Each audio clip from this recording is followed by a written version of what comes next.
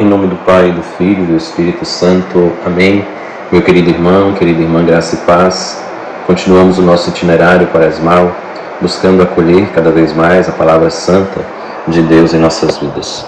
Convido você a acompanhar a reflexão, sobretudo lembrados que somos no dia de hoje, que nós precisamos acolher a Cristo, o sinal do amor maior de Deus por nós e maior sinal deste amor em nossas vidas.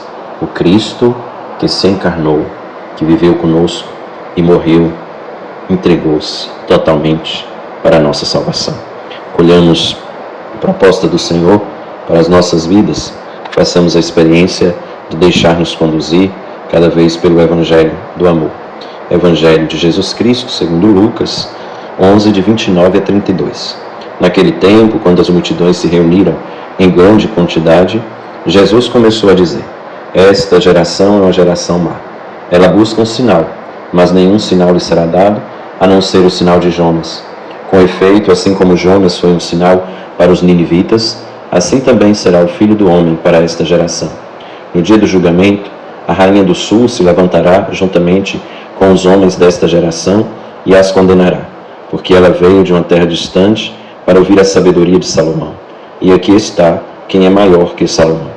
No dia do julgamento, os ninivitas se levantarão juntamente com esta geração e a condenarão, porque eles se converteram quando ouviram a pregação de Jonas.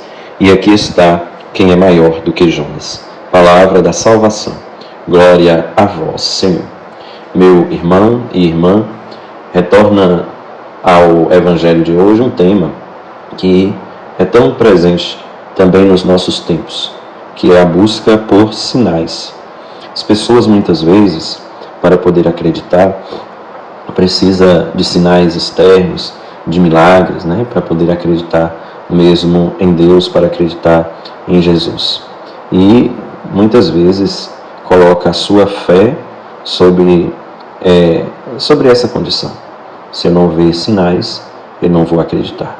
Assim como Tomé, que disse: se eu não colocar o dedo, se eu não vir as feridas, as chagas da mão dele, eu não poderei acreditar.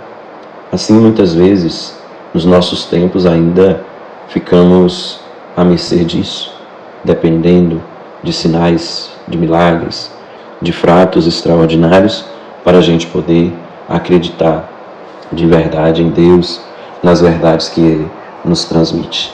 Então, muitas vezes, querido irmão, querida irmã, quem para acreditar precisa destes sinais, pode fazer a experiência de se decepcionar, porque o caminho com Jesus não é aquele de ver esses sinais externos aí.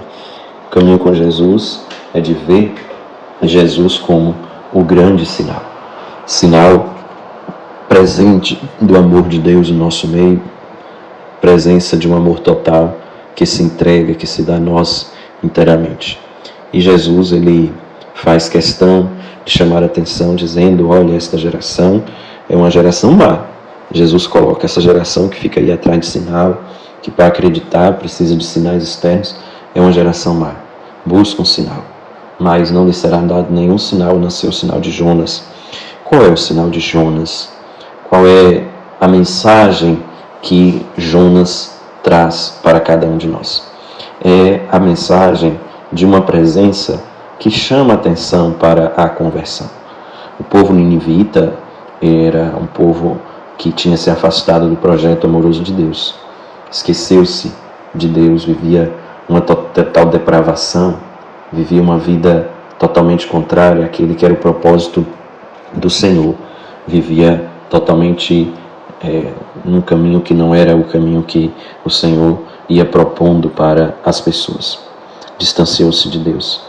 E Deus chama Jonas para uma missão, que era aquela missão de ir até a cidade de Nínive e apresentar para aquele povo uma proposta de conversão, dizendo: olha, se vocês não se converterem, se vocês não mudarem de vida, eis que vão sofrer as consequências destas atitudes, deste procedimento que está levando à frente. Se vocês não mudarem de vida, vão sofrer de verdade as consequências desta vida sem Deus, sem propósito, sem ética e sem moral, que estão experimentando, que estão alimentando. Se vocês não se voltarem para Deus e para o projeto dele, vão sofrer as consequências destas atitudes. Lembrando, sobretudo, que Deus ele não castiga ninguém, mas é o ser humano que encaminha a sua vida ou para o caminho da felicidade ou para o caminho da perdição. E o convite que Deus faz é justamente que encaminhem as suas vidas para o caminho da conversão. E Jonas, então, foi, depois de relutar com Deus, ele volta lá e vai e faz essa pregação. Apresenta esse propósito, para o povo. E o povo, ele se converte. Faz a experiência de reconhecer que não era aquele o caminho a seguir, que era preciso voltar. Eles voltam, fazem isto por meio de uma ação de penitência, que dá o marco para essa mudança que vão empreender. O texto vai dizer que eles vestiram-se de saco, sentaram em cinzas, em sinal de penitência. Penitência eficaz que vai fazer com que a vida deste povo se transforme e volte novamente para o caminho do bem, para o caminho querido por Deus, para os seus filhos e filhas. Jonas foi um sinal que convidou verdadeiramente o povo à conversão. As pessoas acolheram aquele sinal que Jonas foi e mudaram de vida. Assim, Jesus vai dizer que nenhum sinal vai ser dado para esse povo, a não ser o sinal de Jonas. Então é esse sinal que convida à conversão. É uma presença que convida à conversão. E é isso que Jesus tem feito.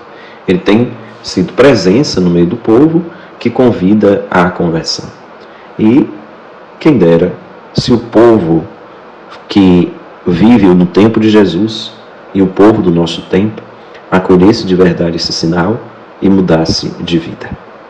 Mas a gente sabe que não é bem assim. Tantos não acolhem o sinal que é Jesus. Tantos não estão dispostos a mudar de vida. Tantos nem olham para o sinal que é Jesus, muitos não escutam o que ele tem a dizer e por isso perdem a possibilidade de acolher a verdade do sinal que é Jesus, que convida à conversão. E aí, querido irmão, querida irmã, o sinal, ele só tem sentido se aquele que o vê faz aquilo que o sinal ele manda. Quando, por exemplo, a gente está no trânsito e o sinal está vermelho, a pessoa está dirigindo, ela passa no sinal vermelho, o sinal vermelho que ali está não serviu para ela.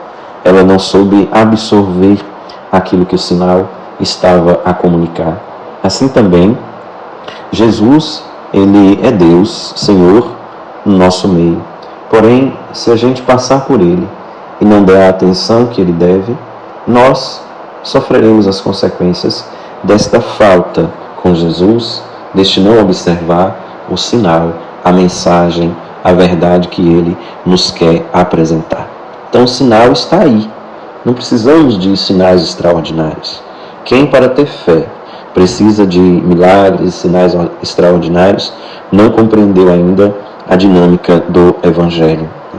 Quem para ter fé precisa de coisas mirabolantes, não aprendeu ainda o caminho da fé. E como ainda tem pessoas que estão neste caminho, falando mais de forma mais atual, ainda estão nessa vibe aí, de querer um sinal para poder acreditar, não acolher a verdade que Jesus transmite através da sua presença, que é uma presença singela no nosso meio, uma presença que não tem estardalhaço, mas é uma presença que tem eficácia. E este sinal só terá de verdade sentido na vida de cada um de nós se nós acolhermos a força e a mensagem que Jesus ele quer nos transmitir.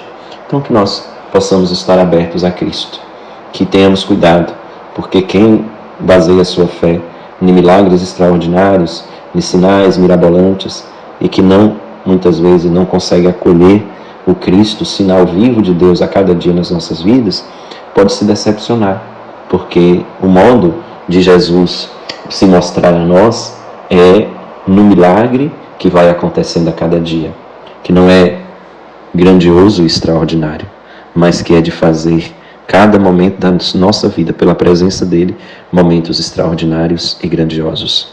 Os milagres acontecem, eles são verdades para nós. Porém, o maior milagre é a presença de um Deus que, sendo Deus, assumiu a nossa condição humana para que abrisse novamente para nós as portas da eternidade.